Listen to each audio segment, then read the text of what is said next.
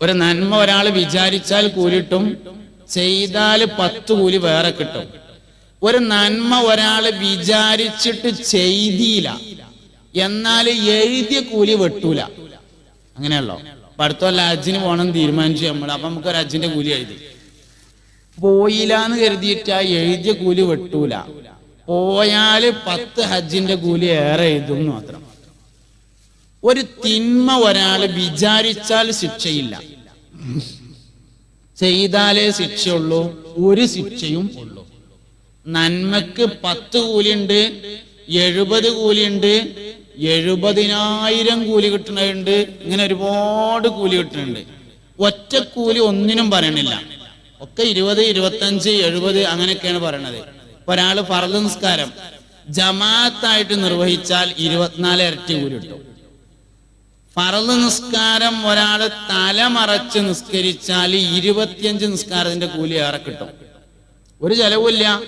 പള്ളിക്കത്തെ ഹൗദിന്റെ അവിടുന്ന് ഒതുണ്ടാക്കി കയറിനോടത്തുള്ള തൂണിന്റെ ചോട്ടില് പ്ലാസ്റ്റിക്കിന്റെ കൊട്ടയിലുണ്ടാവും തൊപ്പി. അതൊന്നെടുത്ത് തലയിലിട്ടാൽ മതി, 25 നിസ്കാരത്തിന്റെ കൂലിയായി. അത് വെള്ളിയാഴ്ച ജുമാ നിസ്കാരാണെങ്കിൽ 70 ജുമയുടെ കൂലി ഏറെ കിട്ടും. ഞാൻ പറഞ്ഞതല്ല, മുഹമ്മദ് നബി സല്ലല്ലാഹു അലൈഹി വസല്ലം പറഞ്ഞതാണ്. ഒരു ചെലവുമില്ല. തൊപ്പി കൊണ്ടോണ്ട, പള്ളിക്കുണ്ട്. ആ കൊട്ടെടുത്തുങ്ങാണ്ട് ഒന്ന് തലയെ കൗത്തിയാല് 70 ജുമാന്റെ കൂലിയായി വെള്ളിയാഴ്ച. ഒരു ചെലവുമില്ല. നമ്മൾ ചെയ്യൂല, എന്താ കേട്ട. അല്ലെങ്കിലും ചെറിയ ചെറിയ കാര്യങ്ങളിലൊന്നും തീരെ ശ്രദ്ധ ഇല്ലല്ലോ. എല്ലാരും ഓരോ തൊപ്പി വാങ്ങണം. നബി സല്ലല്ലാഹു അലൈഹി വസല്ലം തങ്ങൾ കുളിച്ച് എണ്ണ തേച്ച് വാർന്നിട്ട് തൊപ്പി വെച്ച് അതിന്റെ മേലെ തലയെ കെട്ടലായിരുന്നു പതിവ്. എന്നാൽ അപൂർവമായ ചില സന്ദർഭങ്ങളിൽ തൊപ്പി മാത്രവും നബി സല്ലല്ലാഹു അലൈഹി വസല്ലം തങ്ങൾ ധരിച്ചിട്ടുണ്ട്.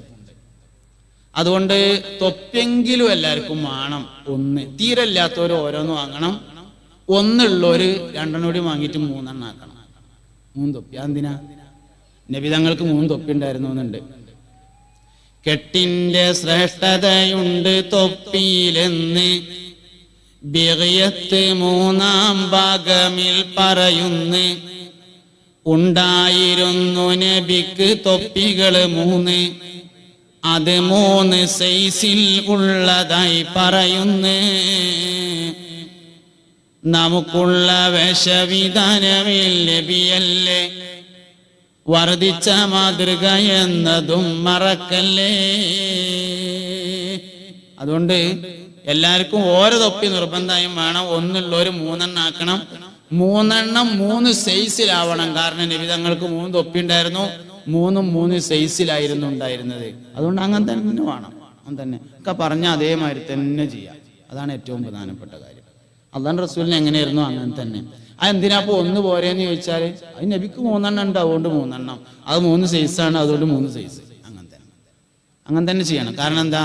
ഇതിനൊക്കെ ഒരുപാട് കൂലികളുണ്ട്.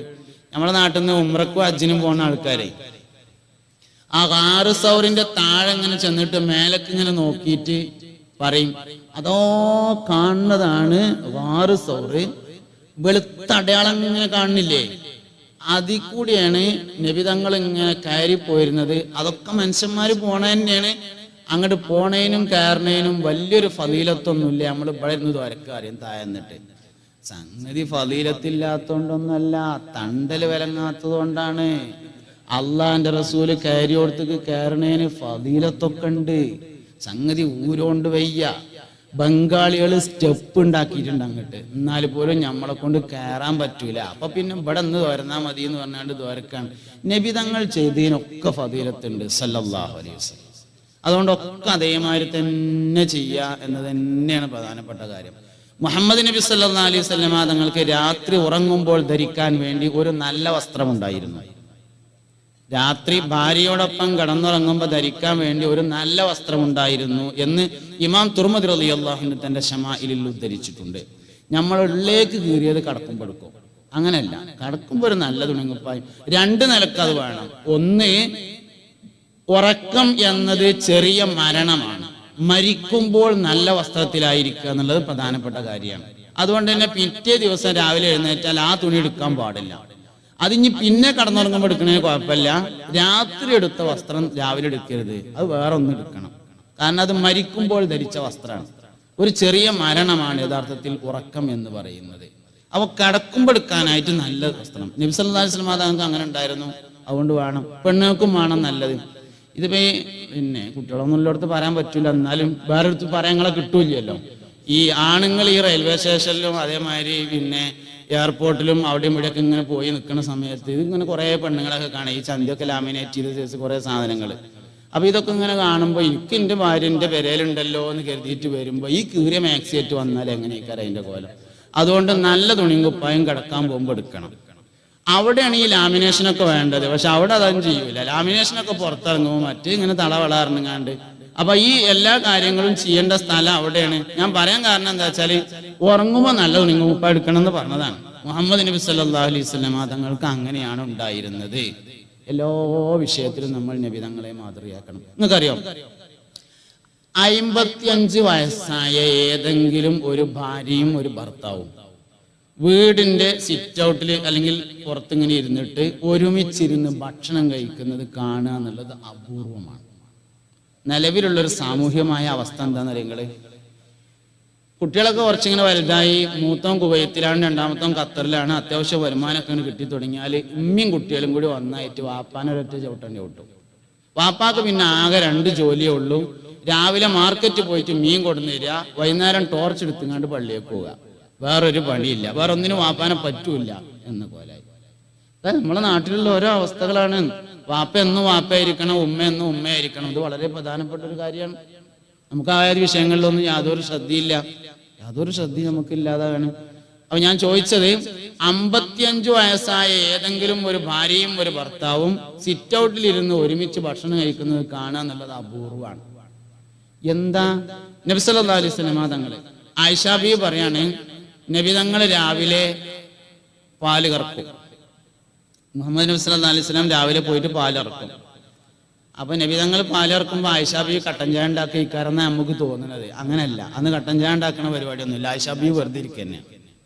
നബി തങ്ങൾ പാലിറക്കും. പാല് കറന്നിട്ട് ആ പാത്രേറ്റ് വന്നിട്ട് എനിക്ക് തന്നിട്ട് പറയും, യാ ആയിഷു, ആയിഷ ഇശ്റബി, കുടിക്ക് എന്ന് പറയും. അങ്ങനെ ഞാൻ ആ പാല് ഇങ്ങനെ കുടിക്കുമ്പോ നബി തങ്ങൾ ഇങ്ങനെ നോക്കി നിൽക്കും. 63ാമത്തെ വർത്താനാണ് ഞാനീ പറഞ്ഞത്. 63ാമത്തെ വയസ്സിലെ വർത്താനാണ് ഞാനീ പറഞ്ഞത്. ഞാനിങ്ങനെ പാല് കുടിക്കുന്നത് നബി തങ്ങൾ നോക്കി നിൽക്കും. പാല് കുടി കഴിഞ്ഞ് ഞാനിങ്ങനെ ഗ്ലാസ് കൊടുത്താലേ നബി തങ്ങൾ അത് വീണ്ടും ഇങ്ങോട്ട് തന്നിട്ട് പറയും, യാ ആയിഷ ഇശ്റബി, ആയിഷ കുടിക്കുക അറിയും. ഞാൻ വീണ്ടും കുടിക്കും. അപ്പോഴും നബി തങ്ങൾ നോക്കി നിൽക്കും. വീണ്ടും കൊടുക്കും. 3ാമതും തരും ഞാൻ, 3ാമതും കുടിക്കും.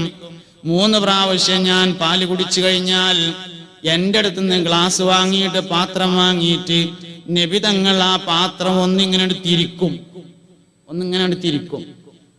തിരിച്ചിട്ട് എൻ്റെ ചുണ്ട് എവിടെയാണോ തട്ടിയത് അവിടെ തന്നെ ചുണ്ട് തട്ടിച്ച് നബി സല്ലല്ലാഹു അലൈഹി വസല്ലം തങ്ങൾ കുടിക്കുമായിരുന്നു.